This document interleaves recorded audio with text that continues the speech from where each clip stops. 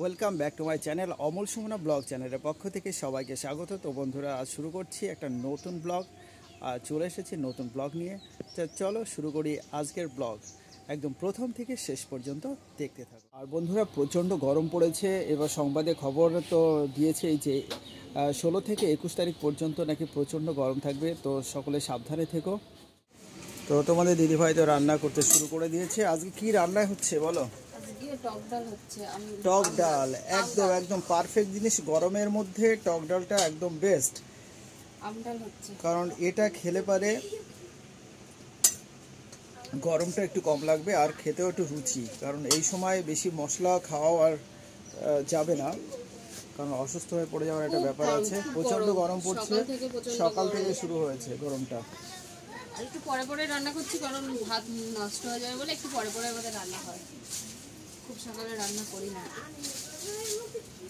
টক ডাল আর কি হচ্ছে? টক ডাল আর আলু ভাজবো, দেখা যাক। বেশি কিছু করবো না, আর বেশি কিছুর মধ্যে আবার বক ফুল এনেছে তো। হ্যাঁ চলো আর একটা জিনিস দেখাই কি এনেছি। এই দেখো, আমি জল আনতে গেলাম। এবার জল আনতে গিয়ে দেখি যে গাছটা বকফুল হয়েছে খুব সুন্দরভাবে, প্রচুর বকফুল হয়েছে। এখন হয়তো কেউ খাচ্ছে না, তাই প্রচুর বকফুল ছিল, তাই কয়েকটা পেড়েও নিয়ে এলাম। তো দেখা যাক এটা আজকে ভাজা হয় কিনা। আর এত গরমের মধ্যে তো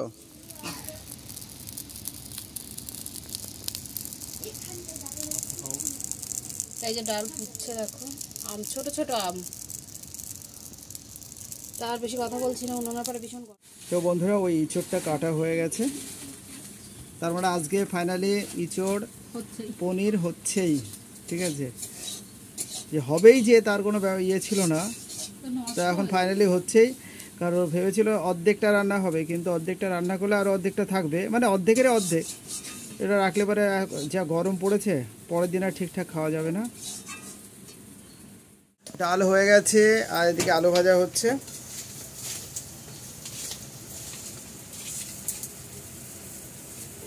এদিকে দেখো টক ডাল হয়ে গেছে, মানে আম ডাল যেটাকে বলা হয়, গরমের আম ডাল হয়ে গেছে। আলু ভাজা লাল লাল করিনি, ছেলে আর বেশি লাল লাল করলে খাওয়া শুরু করে দিয়েছে। বাবা কি দিয়ে ভাত খাচ্ছ? আম ডাল দিয়ে।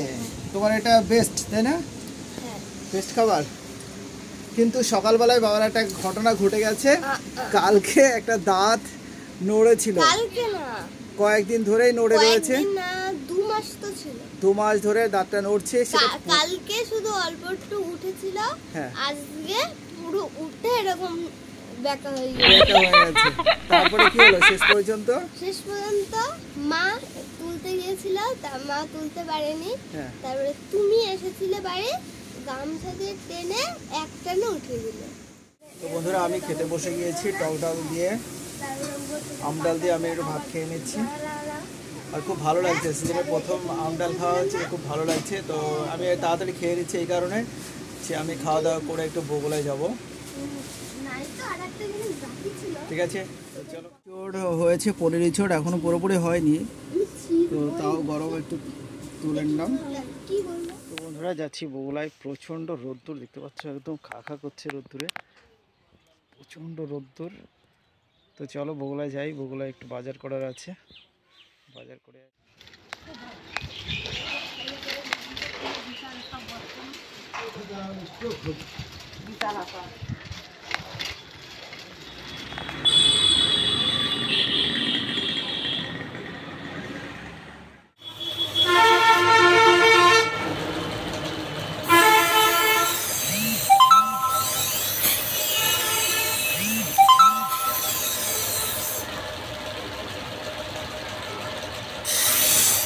বন্ধুরা, তোমার দাদা ভাই ফুটি নিয়ে আসলো 3টে, যা গরম। তা 3 জনে 3টে। তো বন্ধুরা, তোমার দাদা ভাই বগুলায় গিয়েছিল চাল আনতে, আর প্রচন্ড রোদ্দুর ছিল। আর হচ্ছে তোমার দাদা ভাই কাইচি শান্তিতে গিয়েছিল, আরো সেটাও দেখতে পাবে। করেছে, দেখেছো? বডি বের করে শুয়ে রয়েছে।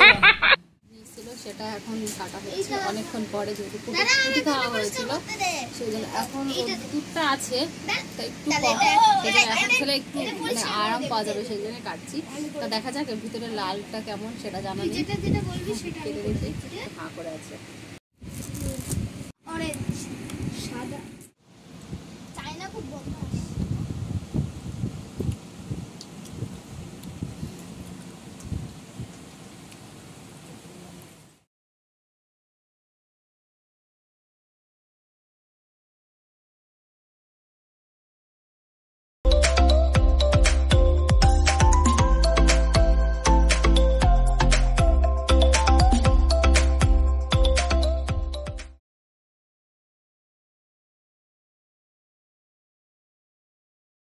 আমি আর বাবাই রেডি হয়ে গেছি বাজারে যাব বলে।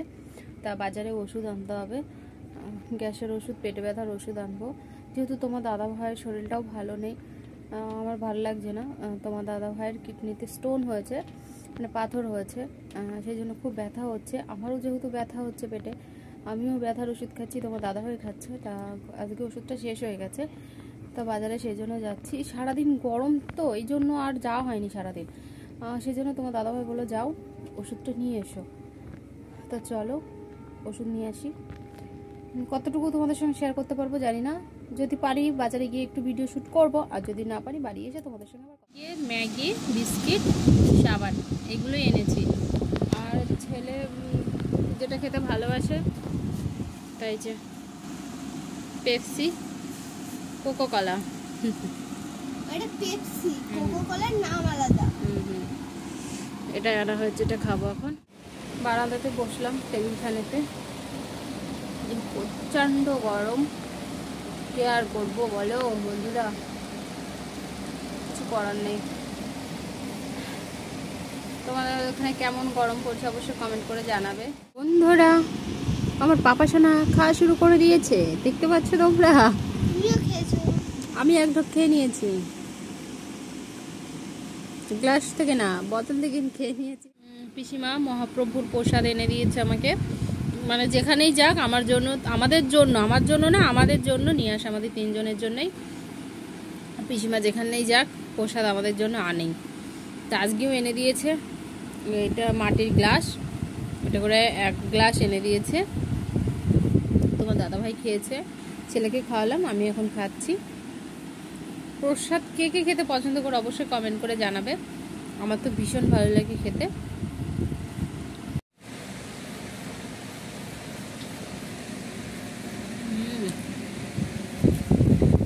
দারুণ,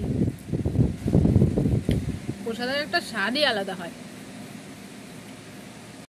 তো বন্ধুরা তোমার দাদাভাই বাড়িতে আসলো, তা আদা দিয়ে চা বসালাম, জলটা ফুটবে এখন।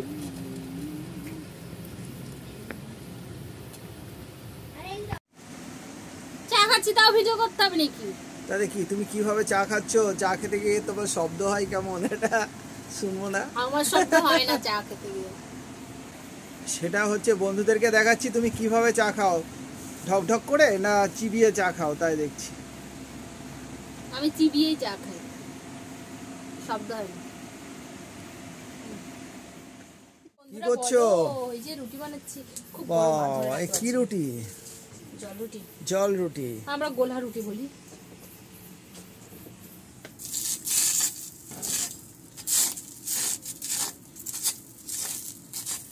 রুটিটা দেখাটা যতটা ইয়ে মনে হয়, করাটা আর বেশি কঠিন ব্যাপার।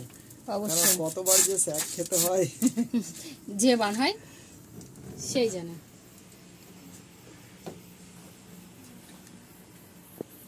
তো বন্ধুরা সারাদিন ব্লগটা এখানেই শেষ করছি, তোমরা ভালো থেকো, সুস্থ থেকো। ব্লগটা কেমন লাগলো অবশ্যই কমেন্ট করে জানাবে।